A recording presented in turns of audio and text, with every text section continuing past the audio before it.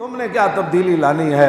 तब्दीली जब भी आएगी तो मोहम्मद अरबी के दीन से आएगी। ये तयशुदा बात है।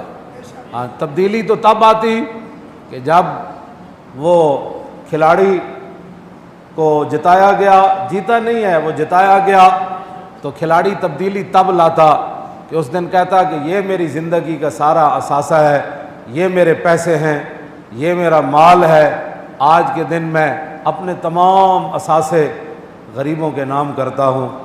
तब्दीली तो तब आनी थी। तब्दीली ये थोड़ी आनी थी कि सीटें कम हों तो जहाज़ भेज दिया जाए कि फ़लाँ को ख़रीद कर भी लाओ, फ़लाँ को ख़रीद कर भी लाओ। तब्दीली ये नहीं थी कि अरबपतियों को फिर तुम हाथ मिलाओ और उनको थपकी दो कि हमें वोट दे दो। तब्दीली ये थोड़ी थी कि अरबपति उसको उठाया, किसी को भावलपुर से उठाया, किसी को फैसलाबाद से उठाया, किसी को सियालकोट से उठाया, किसी को कराची से उठाया कि जनाब हज़रत से मुलाकात करें, बताएं आपको क्या चाहिए। तो हज़रत से पूछें, वो अपनी जेब से पैसे दे रहा है। तो जब पहले दिन खिश्त अव्वल चून हद में मार कज ता सुरैया मीर अवध दीवार कज। शायर कहता है जिस महल की और जिस इमारत की पहली ईंट ही मेमार मिस्त्री टेढ़ी रख दे, उसको आसमान तक भी ले जाओ तो वो इमारत तो टेढ़ी जाएगी ना। तुम क्या तब्दीली लाना चाहते हो जिसकी बुनियाद ही तुमने पैसों पर रखी है? तो पहले ही कौम तो पैसों की जो है वो रसिया थी। हमें कई लोगों ने कहा जी वो तारीख को इस इलाके में वोट तो बड़े ही पड़ने थे, लेकिन रात को यहाँ पैसे तकसीम किए गए।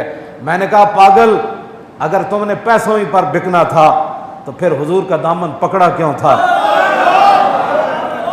हाँ, मोमिन तो वो है जिसकी कायनात में कीमत कोई नहीं है।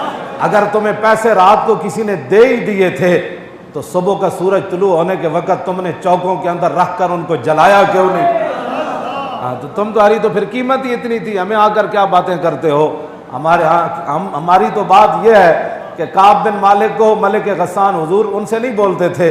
मलिक गस्सान ने ख़त लिखा कि तुम्हारे नबी तुमसे नाराज़ हैं तो आधी बादशाही देता हूँ, मदीना छोड़कर आ जाओ। तो काब बिन मालिक ने ख़त पढ़ते हुए रो पड़े, कहा या अल्लाह अब तो मेरे ईमान का भी सौदा होने लगा। तो आपने वो ख़त उठाकर जलते हुए तंदूर के अंदर फेंक दिया ताकि ज़िंदगी में दोबारा ख्याल भी ना आए कि बादशाह ने मेरे साथ क्या वादा किया था। आप तो उनके मानने वाले हैं। तो आपने रात के वक्त जी बड़े पैसे तकसीम हुए। मैंने कहा कितने तकसीम हुए होंगे? क्यों जी? तो आपको पता ही नहीं है कि जो दामन आपने पकड़ा था। क्यों जी? हज़रत ज़ैद बिन अरकम क्या कहते हैं ग़ज़वा बनी मुस्तलिक पर, जब आपने हुजूर को शिकायत लगाई अब्दुल्ला इब्न उबई की, आप गवाह पेश न कर सके और सहाबा ने आपको डांटा ज़ैद बिन अरकम को कि आपने हुजूर को क्यों तकलीफ़ दी जब आपके पास गवाही नहीं थी। तो हज़रत ज़ैद बिन अरकम कहते हैं कि मैं अपने ऊँट के ऊपर सर झुका के आ रहा था तो पीछे से रसूलुल्लाह तशरीफ़ लाए और हुजूर ने मेरा कान पकड़ा और कान पकड़कर मेरा मुंह अपने रुख अनवर की तरफ करके फतबस्सम फी वजही, हुजूर अपना रुख अनवर मेरे मुंह के सामने करके हुजूर मुस्करा पड़े। पीछे से सिद्दीक़ अकबर आए, फरमाया हुजूर ने क्या फरमाया? कहा फरमाया तो कुछ नहीं, हुजूर मुस्कराए। फरमाया फिर अभी अभी कुरान नाजिल होने वाला है। और फिर पीछे हज़रत उमर आए, फरमाया हुजूर ने क्या फरमाया? फरमाया कुछ नहीं, हुजूर मुस्कराए। सुनो जी, जिनका दामन आपने पकड़ा, आप चंद हज़ार की खातिर रातों रात बिक गए। ज़ैद बिन अरकम कहते हैं क्या? कहा कि हुजूर ने मेरा जो कान पकड़ा था ना और कान पकड़ करके मेरा चेहरा अपना रुख अनवर की तरफ किया था और हुजूर जो मुस्कराए थे, फरमाया अगर अल्लाह मुझे अब्दी ज़िंदगी दे देता कि मुझे कभी मौत ना आती तो मुझे इससे इतनी खुशी ना होती जितना हुजूर की एक मुस्कुराहट से मुझे खुशी हुई।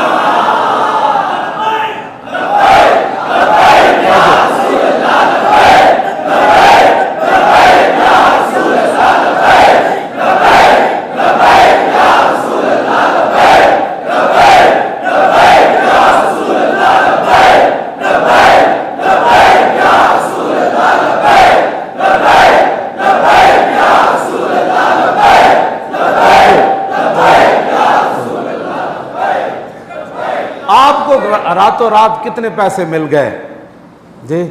कई लोगों ने ये भी उज़र बहाने किए जी वहाँ रातों रात अरबों रुपए बांटे गए।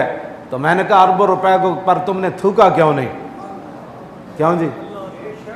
आप हुजूर के गुलाम नहीं बदले। हाँ, हुजूर के गुलाम नहीं बदले।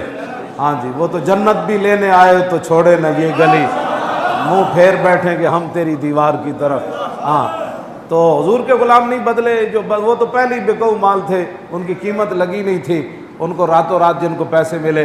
मैं हुजूर के गुलामों को सलाम पेश करता हूँ, और ये जिनका आप काम कर रहे हैं वो देख रहे हैं। क्यों जी, मेरा ईमान है और आपका भी मुझसे मजबूत ईमान है कि जिनके लिए आपने पर्ची दी वो आपको देख रहे थे। और क्यों जी,